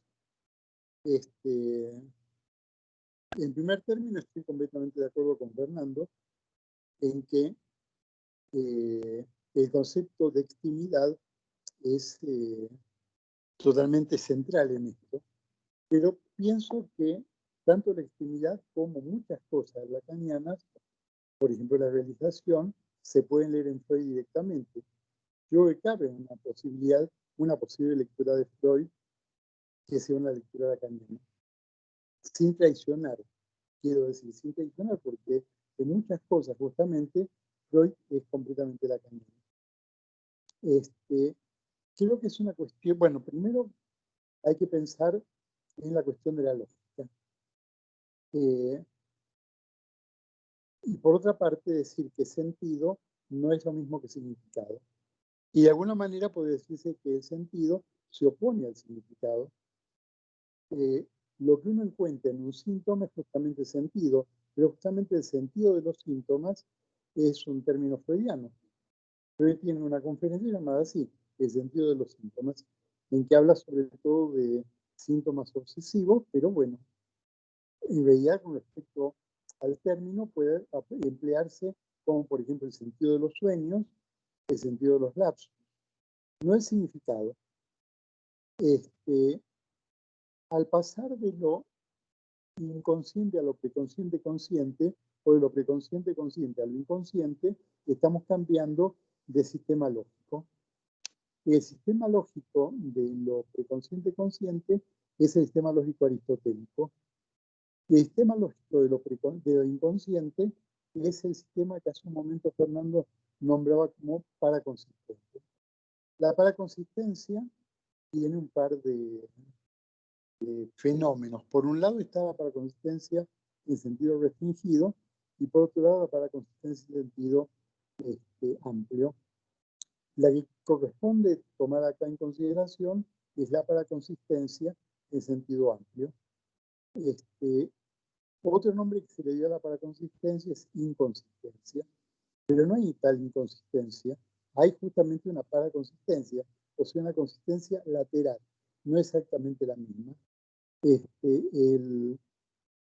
Lo primero que sucede en el término de paraconsistencia es que se suspende uno de los criterios propios de la consistencia, que es, que me está yendo en este momento, la no contradicción. El inconsciente es justamente contradictorio. O sea, la no contradicción queda fuera. Pero si lo pensamos en términos freudianos, en términos de inconsciente, hay lo que Freud llama proceso primario, y en términos de preconsciente-consciente, lo que Freud llama proceso secundario. El proceso secundario es el proceso lógico aristotélico, o sea, previo a la paraconsistencia, y el criterio del proceso primario es justamente la paraconsistencia, que en sentido estricto, en sentido restringido, es suspensión del principio de no contradicción, pero en términos de paraconsistencia en sentido ampliado, es la cancelación de todo principio, tanto no contradicción, por supuesto, como tercero excluido o como identidad. Los tres quedan excluidos. Y a eso justamente remite la cuestión del sentido de los síntomas o el sentido del sueño, justamente como sentido, muy cercano al sinsentido, pero sin confundirse con él. Creo que es necesario poder pensarlo en esos términos para poder entender de qué se trata en términos psicoanalíticos. Y creo que justamente la regla fundamental, la que dice, para plantearlo en términos freudianos, diga todo lo que se le ocurra sin hacer ningún tipo sin fijarse si está fuera de tema o dentro de tema, si es importante o no importante, o si es agradable o desagradable. Ese tipo de planteo deja en suspenso la lógica aristotélica. El planteo en esos términos, si un psicoanalista comienza un psicoanálisis, y yo creo que así es como comienza, con la regla fundamental, lo que está diciendo es que está renovando un pacto con Freud. El pacto que dice que no se trata de lo que a usted le interesa decir, de lo que a mí me interesa escuchar, sino de aquello que sucede cuando se suspende todo juicio. Y cuando se suspende todo juicio, aparece la paraconsistencia, aparece el proceso primario. Eso es justamente a lo que alude la regla fundamental. Por ese motivo yo pienso que no puede empezar ningún psicoanálisis sin la regla fundamental. Y bueno, Lacan lo dice también cuando dice que se expresan en la ley del análisis de una serie de fórmulas, dichas al principio, de las cuales no se puede prescindir con la excusa de que de todas maneras el paciente va a hacerlo. No, tiene que haber una ley, inclusive para que después sea rota. Si no hay una ley dada por el analista, no se sabe de qué se trata. Y lo que dice Freud es que cuando no es el analista quien conduce el análisis, no se sabe quién lo está conduciendo. Pero conducir al análisis no quiere decir conducir al analizante. Es justamente conducir el análisis, o sea, hacer que la regla fundamental se cumpla estrictamente. Bueno, yo creo que de alguna manera la pregunta está planteada en esos términos. Creo que hablar de sentido y sin sentido es un poco ocioso si pensamos que el sentido en el sueño o el sentido en el inconsciente es un sentido alejado de la lógica aristotélica y metido en una lógica diferente, que es la que nosotros adoptamos para explicar el análisis.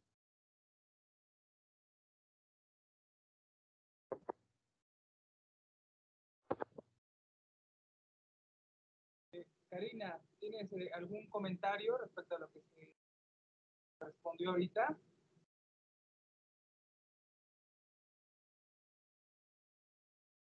¿No? No, creo que no. Bueno, creo que sí respondieron mi pregunta. Gracias, Karina. Antonio, dices, yo creo que quieres hacer una pregunta, entonces puedes prender tu micrófono y tu cámara para ver dónde estás. Para verte. ¿Sigues ahí? Sí. Sí, ¿me escuchan bien? Sí. No sé si de tiempo por la hora. Es un comentario con pregunta. Sí, bueno. Tu pregunta, Antonio. Ok, hace rato que platicaba con una persona, yo discutía con ella porque esa persona me decía que el inconsciente ella creía que era una función, dice ella. Cuando yo le pregunto qué es una función, ella me dice, es una instancia. Y luego, para terminar, me dice, es una región que está en el hipocampo, una cosa por el estilo. Entonces, teníamos una discusión, bueno, una charla, y ella me decía, es que el problema es de definición, y yo creía que el problema no era de definición, sino de operatoria. Ahora, con base en este comentario, mi pregunta va para todos. ¿Ustedes creen, o más bien, a qué le atribuyen esta confusión de definición operativa sobre lo inconsciente? Gracias. Gracias, Antonio. No sé, ¿quién quiere empezar? Hugo, Alejandro, Adalberto. ¿Quién quiere tomar la palabra?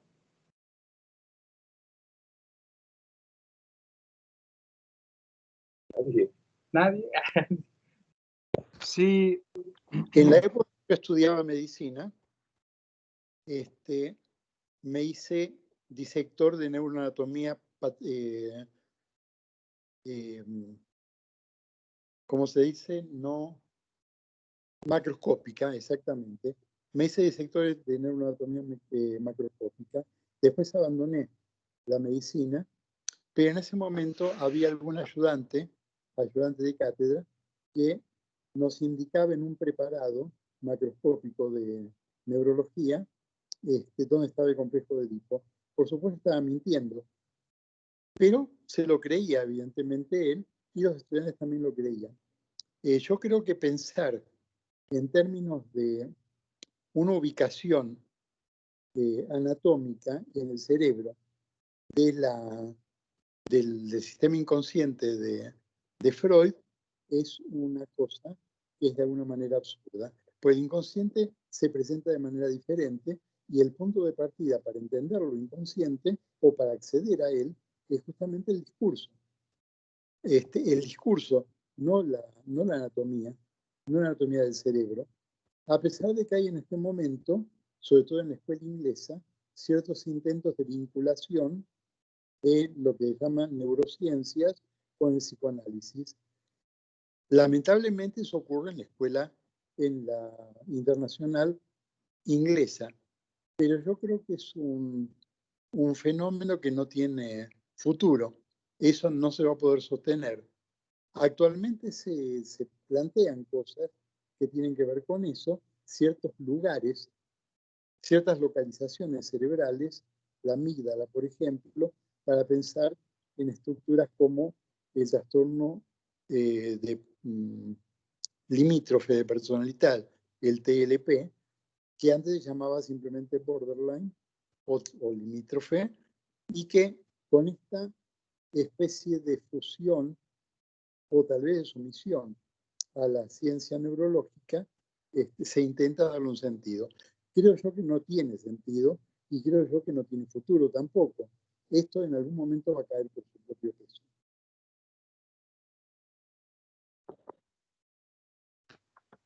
Gracias, Adalberto. Alejandro. Sí. Comenta Antonio que estaba platicando con una persona y con ella hacían una discusión sobre si es una función, una instancia o hasta una región neuroanatómica en el hipocampo, ¿no? Y pues ella decía que es un problema de definición y él que es un problema de operatoria. Y la pregunta concreta es, ¿a qué se le atribuye esta confusión sobre lo inconsciente? Así escuché las cosas. A mí me parece que justamente de eso va la posibilidad de ceñir, atrapar, aprender, pensar lo inconsciente, que no es algo que ya esté dado, que no es algo que esté congelado, como una definición, abrimos en la plancha y Pontalis y ya está ahí dado, ¿no? Sino que es una posibilidad de seguir movilizando los engranajes y ruecas de la teoría, pero sobre todo de la experiencia particular, lo que te puede seguir haciendo confusión, que no es que estés perdido, sino que estás viajando, ¿no? estás haciendo un recorrido a través de la interpretación y la apropiación. Y en cada una de estas, pues hay cosas que te preguntas, que te tropiezas, pero que también vas encarnando en tu vida, ¿no? En tu análisis, en tus insights, en tus pensamientos, en tus lapsus, ¿sí? Y que te vas dando cuenta cómo opera esta situación. Cuando dices función, instancia y una región, pareciera que hasta dices lo real, lo imaginario y lo simbólico, ¿no? Porque sí, justamente uno podría tomar estos elementos que ha aprendido con Lacan y Freud, preconsciente, inconsciente, consciente, yo, ello, super yo, real, imaginario y simbólico, y hacer movimientos, ¿no? Para poder pensar, interpretar, conocer lo que para ti designa lo inconsciente. No nos interesa mucho que en la clínica alguien sepa qué es lo inconsciente, sino que con aquellos efectos de lo inconsciente, que bueno, tomando la precisión de Adalberto, que no es precisamente que lo inconsciente devenga consciente, sino lo preconsciente, pues ¿qué pueden hacer con esto, no? ¿Y qué va a hacer con esa sorpresa? ¿Y qué va a hacer con esa incertidumbre? ¿Y qué va a hacer con esa espontaneidad? ¿Va a seguir ahí? ¿Va a hacer un giro? ¿Va a tomar todo por los cuernos? Pero bueno, me parece un buen debate el que hiciste con ella. Está padrísimo, ¿no? Que se pueda justamente hacer aparición de lo inconsciente, nunca en sí mismo, sino siempre en dialogía con Freud, con Lacan, con un texto o con ella. Gracias, Alejandro. Hugo. Sí, bueno, yo sobre esto, digo, nada más en una cuestión, pues en Freud está localizado lo inconsciente en el aparato psíquico. En Lacan, como lo digo,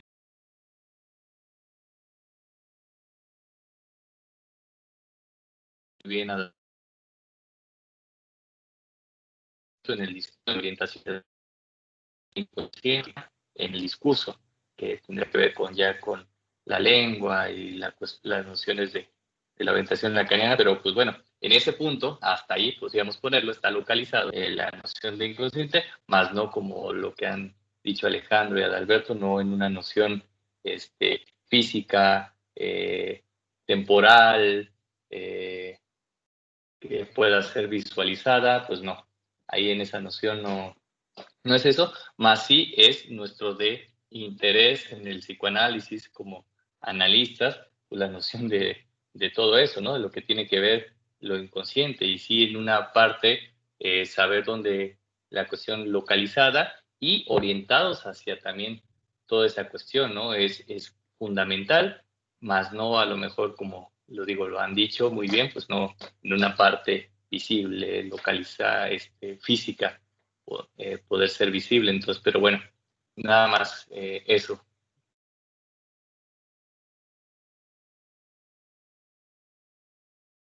Bien, bueno, Antonio, ¿tienes un comentario más a partir de la respuesta? ¿No? Bueno, siendo así, pues vamos a dar por terminada la sesión. Primeramente agradeciendo a Hugo, Alejandro, Adalberto, que se hayan tomado el tiempo y su disponibilidad, por supuesto, de poder compartir en este espacio. Y a todos los que están,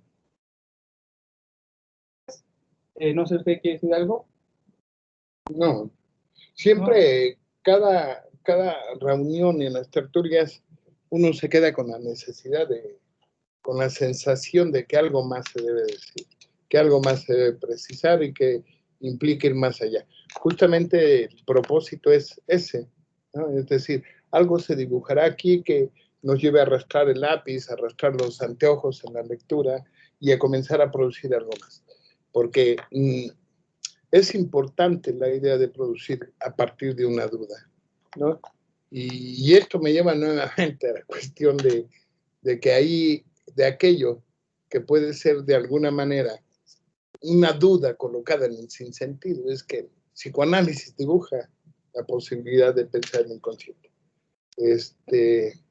Yo les agradezco también a todos siempre, aunque no tenemos el límite, tratamos de respetar el tiempo por la gente que nos acompaña, y nuevamente se repite, parece que nunca habría posibilidad de acabar, pero tendremos que hacer un paro aquí, un corte y decir, bien, seguiremos en otro momento. Les agradezco a todos. Adalberto, recibe un abrazo fraternal, ¿sí? Ya quería verte, quería escucharte, aunque mi bocina, no sé si falló, pero me costaba trabajo escuchar. Alejandro, por supuesto, también un abrazo gigante. Y gracias, amigos. Hugo, pues comienzo a conocerte y te agradezco el que nos hayas acompañado y que hayas aportado desde tu posición algún comentario, alguna reflexión sobre el inconsciente, y por supuesto agradezco a todos los que asistieron. Les recuerdo nada más algo, la siguiente sesión, que es el día 24, el próximo viernes, es la última de este bloque y vamos a dejar de trabajar 2 viernes, porque el día 7 de noviembre, sábado 7 de noviembre, realizamos el 7º encuentro, ya hace 7 años, ¿no?